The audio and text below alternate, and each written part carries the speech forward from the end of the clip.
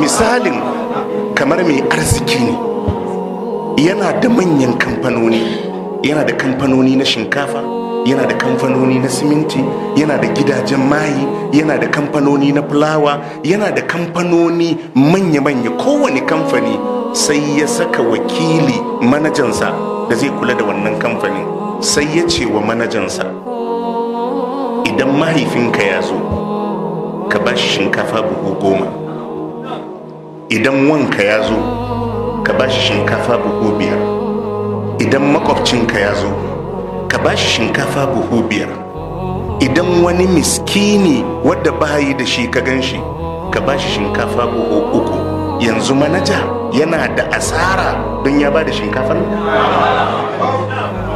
Idan ma akwai asaran ta shafi manaja? Wallahi duk wadda ka gan shi da arziki misalin kenan. Jama'a mun fahimta?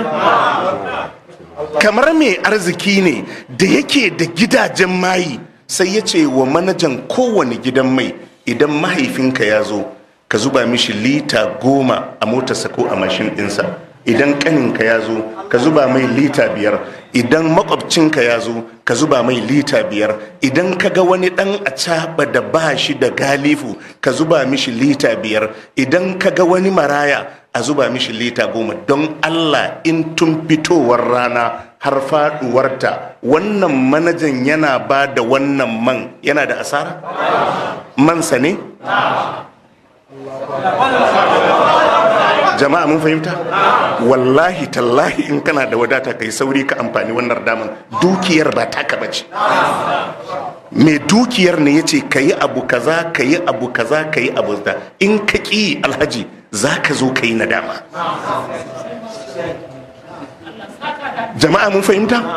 Wannan manaja in zai raba dukkan abinda mai arzikin ya bashi yana da faduwa a ciki, to bare shi wannan da ya sanya wannan manajan, shi mai arzikin, shi nashi baya karewa.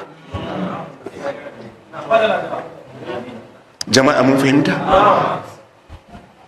Kuma abin da zai baka mamaki, wannan manaja da wannan mai arziki ya ce mishi ka raba buhuhunan shinkafa ma waɗannan nau'i da na ambata maka, ko duk wanda ya zo gidan mai ka bashi lita kaza. Misalin da Allah ya yi don ya ma wa manaja gata, sai ya ce idan sayar da man za a yi duk naira 100, idan kai manaja kana da naira 1 naka, amma waɗanda na ce ka ba su nan duk wadda ka bashi man naira 100 zan biya ka naira 700. Wallahi lissafin kenan.